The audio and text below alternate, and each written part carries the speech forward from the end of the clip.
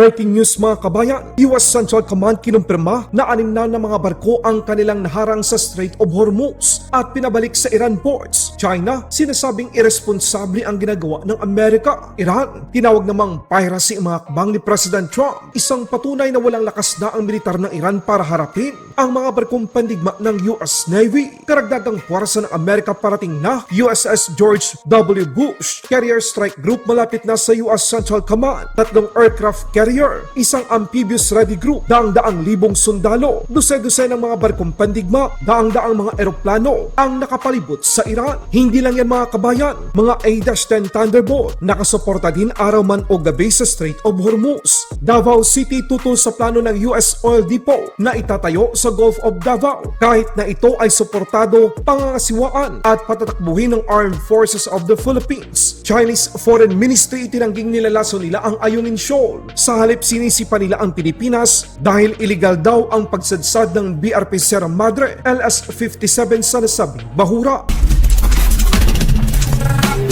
Ayon sa US Central Command, sa loob ng 24 na oras, simula nang ipatupad nila ang pagharang. 6 na barko na ang sumunod sa direktiba ng puwersa ng Amerika na bumalik sa Iran port. Ibig sabihin nito mga kabayan, hindi sila pinadaan ng Amerika dahil sa dala nilang mga langis na mula sa Iran. Paglilinaw lang, ang blockade ay nakapokus lamang sa mga barkong papasok at lalabas mula sa port o baybayin ng Iran. Ibig sabihin, target ng Amerika na hindi makabenta ng anumang langis ang Iran sa sinumang bansa. Ibig sabihin nito, kung merong mga barko na nakakalabas sa Strait of Hormuz, ang langis na ito ay hindi mula sa Iran. Posibleng ito ay galing sa United Arab Emirates, Qatar, Saudi Arabia, Iraq, Kuwait o Bahrain. Matinding puwersa ang inilagay ni President Trump sa napakakritikal ngunit napakahalagang daluyan na siyang itinuturing na lifeline ng pinagkukunan ng langis ng maraming mga bansa sa mundo. 10,000 mga mandaragat, marines, at piloto ng Estados Unidos. 18 mga barko at daang-daang mga eroplanong pandigma ang kabilang sa US blockade na ito. Hindi lamang yan mga kabayan,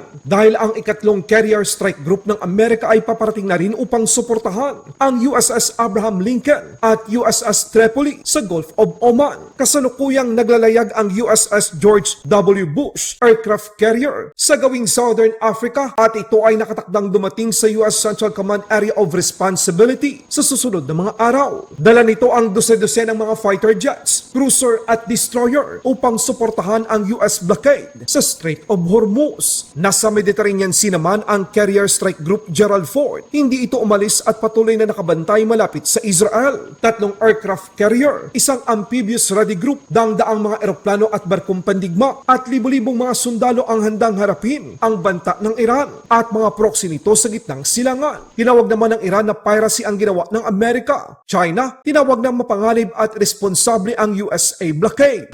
在相关方业已达成临时停火安排的情况下，美方加码军事部署，采取定向封锁行动，只会激化矛盾，加剧局势紧张，破坏本就脆弱的停火局面，并进一步冲击海峡通行安全。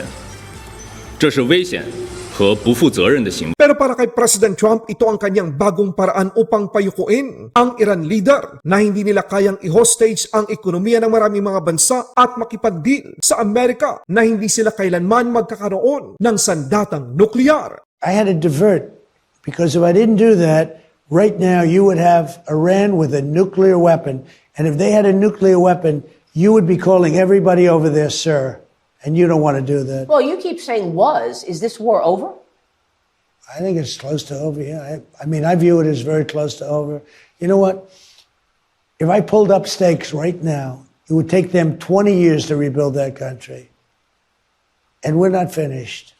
But we'll see what happens. I think they want to make a deal very badly. Bilang patunay na hindi biro ang puwersang inilagay ng Estados Unidos sa Strait of Hormuz, ipinakalat ng US Central Command araw man o gabi ang kanilang A-10 Thunderbolt upang suportahan ang mga barko ng US Navy sa anumang banta ng Iran military.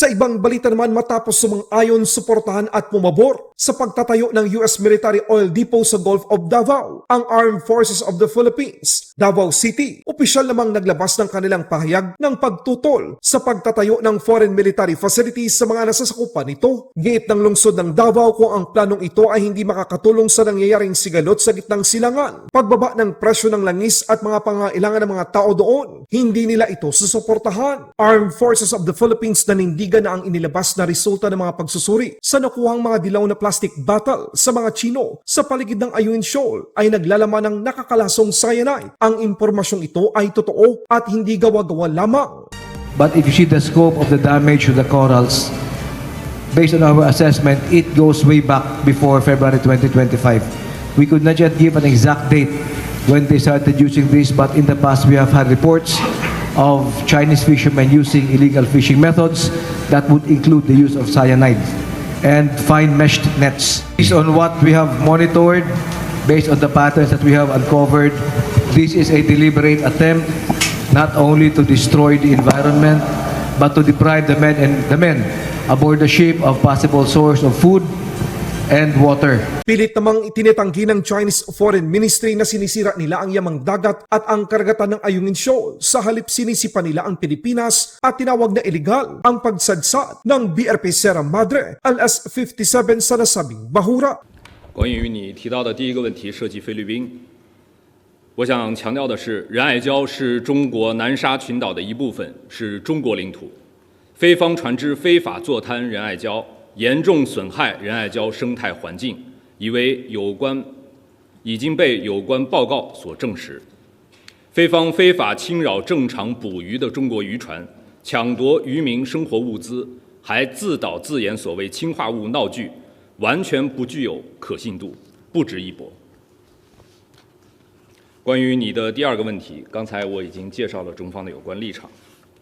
关于你提到的第三个问题，中国在军品出口方面一贯采取慎重、负责任态度，根据本国出口管制法律法规及承担的国际义务，实施严格管控。我们反对无根据的抹黑或恶意关联。